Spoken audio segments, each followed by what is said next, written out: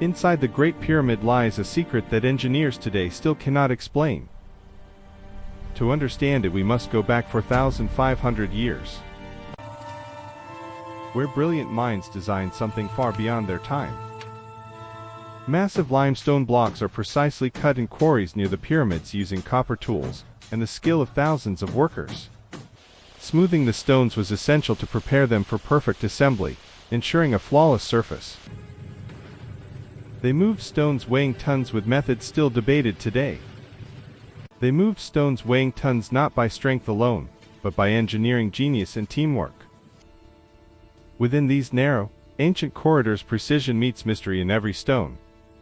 The chambers are built with such precision that no blade can pass between these stones.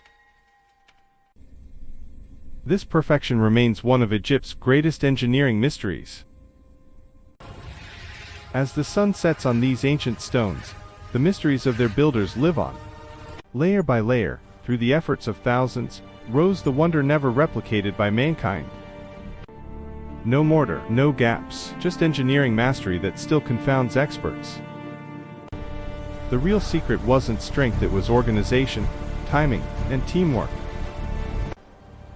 And after thousands of years, the question remains, how did they truly do it?